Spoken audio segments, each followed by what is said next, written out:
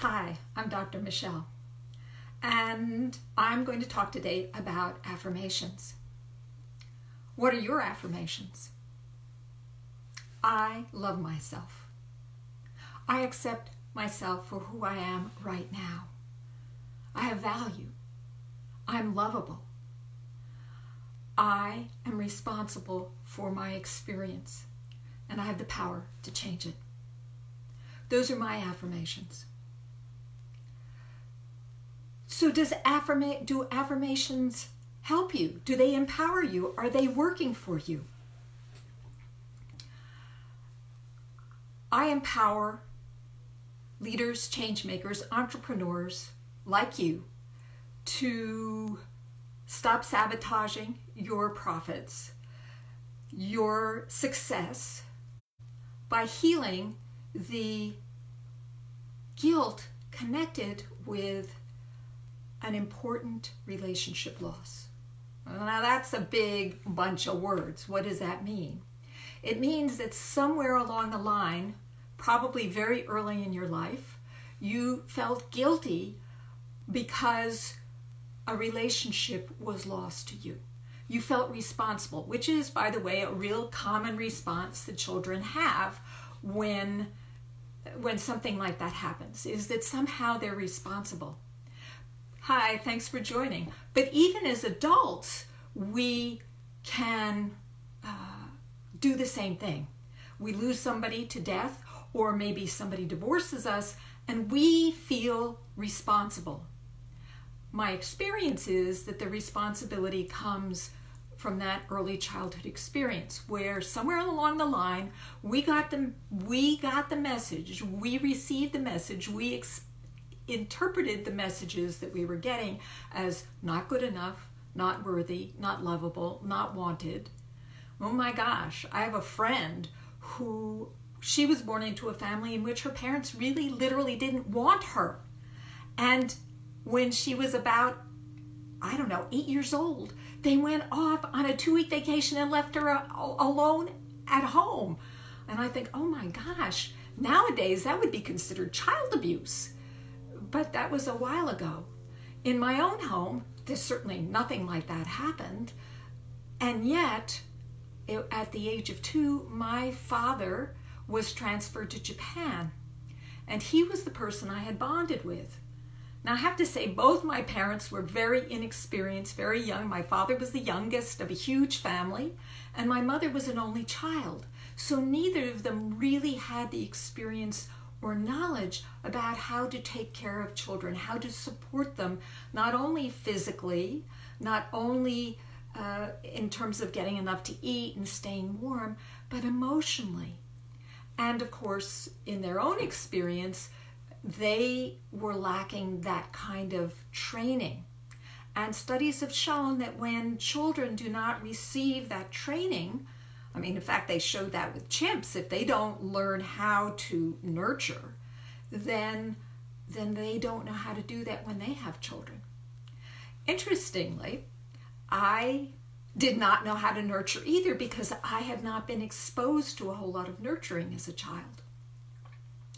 So when I was, I guess in my 30s, I got a job. Maybe it was late 20s, I got a job working in a group home with emotionally disturbed and court-adjudicated teenage girls. And it quickly became apparent to me that I needed to know how to nurture because that's what these children were lacking. And I didn't know how to give it to them. So I actually went out and got a kitty cat from the pound to teach me how to do that. Now, my intention was to get a little small, cute little kitten, and yet the animal that connected with me was a young male Siamese long-hair cat. And I brought him home, and I tell you, animals are amazing. He took his contract seriously, and he spent all of the time that he was in my life teaching me how to pay attention to other people, how to show care, how to express love. And it was amazing. So I just throw that out to you because sometimes we can learn from our animals. let's go back to that whole thing of affirmations. So affirmations are a way to start to change the wiring or the thought patterns in your mind. Well, at least that's the presumption. I think that affirmations are good, but that it takes more action than that. And I think that the most successful action is success. That is, that when you go and do things and you get success, you get what you want from it, that is the most powerful way to change your behavior. And that's the kind of work I do. When I work with my clients, I give them the practices and the exercises to get success so that they start to feel confident, they start to feel empowered, they start to feel worthy, they start to feel lovable. If you want to know more about that, go ahead and click on the link in the comments section or send me a message and let's have a chat, and I can tell you how I work with my clients to create that empowerment so that they can have the success that they need and want to have a good, profitable business. Let's go back to the affirmations again. That's the subject. So what I see those affirmations as, especially when you do what I just did, which is to repeat them right there on Facebook Live, to do it on video, is they become a way to measure your success. Is it landing? Is the work you are doing, is it making a difference?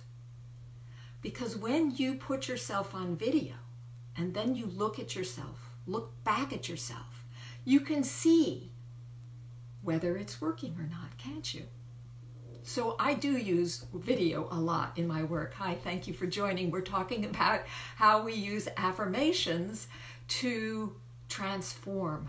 And yes, saying the affirmations over and over again does start to change your brain, but it has to be coupled with physical action. We inhabit these bodies, and they learn through action. They learn through moving in the world and seeing what the results are. And so, yes, if you say those positive affirmations, yes, I'm worthy, yes, I'm lovable, yes, I'm brilliant, some of that may come through, but where's the response? Where's the universe coming back and saying, yeah, you are worthy, yes, you are lovable? For that, we actually need the universe to respond to us. We need our community to respond to us. And sometimes the affirmations alone are not enough. I like to use affirmations more as a measurement tool to see whether or not you are getting traction by looking at how you sound, watching how you perform, how you say things, how the words come out of your mouth as an indication of whether they're actually landing. Interesting. Measurement tools are good. They're feedback to know whether or not something's working. But now I want to introduce another idea for you. Yes, I'm all about action, but at the same time, I am a spiritual coach. I have studied with a Sufi master for over 35 years. And I understand the value of allowing, of being present, of connecting to brilliance and allowing that brilliance to inform my behavior. It's really important, isn't it? It isn't all about push, push, push, work, work, work. And yes, there's a place for that. There is a balance between brilliance or your spiritual source and action. How do you get that balance? And it's really important to get that balance, because if you just push all the time and maybe you don't get the results, because there's that magic element as well. I'd love to tell this story about a magical event that happened to me years ago. when I first studied with this Sufi teacher, I had done the spiritual work all summer long, every day. And then at the end, there was what was called an extension, and I had a day off, and I decided to go to an Indian dance. We were out in New Mexico. This was a Pueblo dance, harvest, or maybe, yeah, I think it was a harvest dance. And I had a group of German students who all piled into my VW van to go with me to this rain dance, this harvest dance. And so we drove first to Albuquerque to pick up another student who had gone home the night before to get ready and to get them some work done. So I stopped outside of her apartment, and when she got in to the car, the van, this old VW van, I think it was like a 1968 VW van. As I said, this was a few years back. The van wouldn't start. And I could feel welling up in me this anger, this frustration, this wanting to cry and whine and complain, because the little inner child in me was saying, oh my God, why is this happening to me? It's not fair. Of course, I had just finished 2 months of spiritual work. This is where the spiritual work comes in. It is a refinement. It actually changes your emotional responses. And in this case, it did. Whining and complaining felt completely out of order. It did not feel resonant with where I felt I was now. So instead of crying and complaining, and I had a whole load of people in my van, I pulled out my idiot manual. They actually had a manual called the Idiot Manual Guide for VW owners. And I went to the back of my VW, lifted up the hood and looked and did the tests that they said to do. And just as I discovered what was wrong, somebody shows up at my shoulder. And it's a man. He says, may I help you? And I laughed and I said, well, only if you're a VW mechanic. And he said, well, actually I am. You could have knocked me over with a feather. I couldn't believe it. Wow. A VW mechanic right here. And I said, well, this is what I discovered was wrong. Do you happen to have this part? I explained what my tests were. And he said, yeah, that sounds right. And he said, let me go look in my studio. Would you believe it? He had the part. He not only had the part, but he actually put it in my car for me. The car started up. I thanked him profusely, and we were on our way off to the harvest dance. And it was only when I reached I-40, the highway, that it dawned on me. It was Labor Day. There were no other shops, no other mechanic auto repair shops open that day. I believe that the universe was teaching me a powerful lesson. That sometimes it's not about pushing, it's not about forcing, it's about surrendering. It's about being in the moment. So I invite you to take both of those and find the balance between spirituality or being and action, taking action to help the body to rewire its programming from your childhood. It's not one or the other, I guarantee you, but you need both.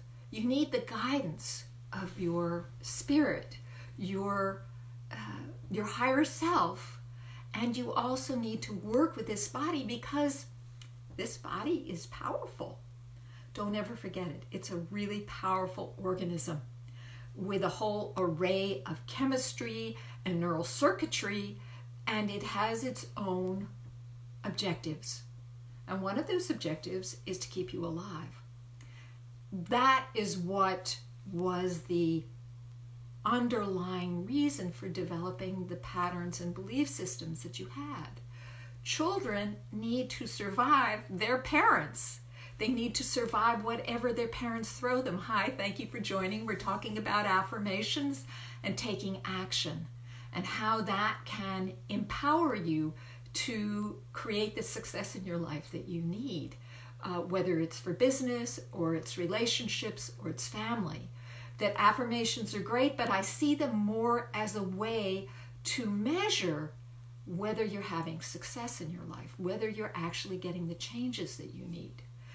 And what I'm talking about today is why are we the way we are? Why do we believe that we're not good enough? Why do we lack confidence? Why do we sabotage ourselves? Well, there are a slew of reasons, and that's the work I do. As a psychosocial analyst, I look at the psychology and the connection with family and relationships, and as a psychosomatic counselor, I also look at the body and how the body is telling us really important information. I want to talk about one other thing. I should actually put this on a separate Facebook Live, but it came up to me today, and that was the hero pattern. I've often talked about people pleasing. It's one of the patterns that we learn that holds us back from being successful in business. Because if you're people pleasing, then you're not standing in your power and you're not being a leader. You as a coach or a healer, you need to hold your clients accountable. You need to be powerful. Otherwise, they won't listen to you and they won't do what you ask. So people pleasing really needs to change. Now, some of people pleasing is really good. I mean, hey, it got us through our childhood, didn't it? And probably through school as well. People pleasing is certainly rewarded in this world. Hero is a form of people pleasing. And it is really celebrated, isn't it? I mean, we have those John Wayne movies, and most of the movies are about some hero that comes along and saves a damsel in distress. And it doesn't have to be a guy, although certainly guys are often put in that role. But we can develop that pattern of hero as well. And when we get addicted to that pattern, it can get us into trouble. We can give our gifts away for free. We can try and save people who are not ready to be saved, because we see all the world as full of damsels in distress, people who need our help, and learning to tell the difference between who is ready to be helped and who is not, and who is ready to create a contract with you, an exchange. That is the key to developing your power. And although affirmations will help, it takes action and practice and learning to change the way in which you interact with your clients and potential clients. And again, that's the work that I do. Hi, thank you for joining. We're talking about affirmation and empowerment and whether affirmations are enough or you need more action. I'm saying that you need more action, and I'm talking about some of the actions that it requires and some of the patterns that we learn as children that get in the way of the actions that we need to take, such as being a hero and wanting to save people. And it can be so addictive, because when you do that, you actually get a boost of dopamine. Well, because the Mother Nature wants you to keep on doing that, because that's the way in which Mother Nature makes sure that we stay together, that we bond, is that when we do good acts, when we help each other, that ensures the survival of the species, doesn't it? Hi, thank you for joining. I'm just finishing up on talking about how affirmations need to be integrated with action to get the change and success you want in your business. Affirmations are actually a tool for finding out how well you are doing, kind of like a measurement tool. And the way in which I suggest that you use it as a measurement tool is to record yourself giving your affirmations. So what are your affirmations? I'd love you to post them in the comment section. What are the affirmations that you say to yourself to encourage you and keep you moving forward? And what are the actions that you're taking to step more fully into your power? That would be a really interesting dialogue. And if you want, have a conversation with me to find out how I work and how I empower my clients, then go ahead and click on the link in the comment section or send me a message. So I'm going to give you an example of one of my clients. One of my clients came to me. She was stayed home. She's older. She had health issues. She was grieving the loss of her mother, and she was dependent on her husband. And in the course of working with me, she has started to be integrated in her greater community. She gets out of the house. She looks younger, years younger than when she started working with me. She has improved her relationship with her husband. He is actually communicating with her and vice versa. He's listening to her. And every time we have a session, she has made another change. That's the success. There's nothing like success to transform you. And yes, she does the affirmations, but it's the actions, like reaching out. It's like speaking to her husband. It's like telling him what she needs. Those are the kinds of actions that make the difference. I hope you enjoyed this, and come back again, I guess, next week for more secrets of life and death.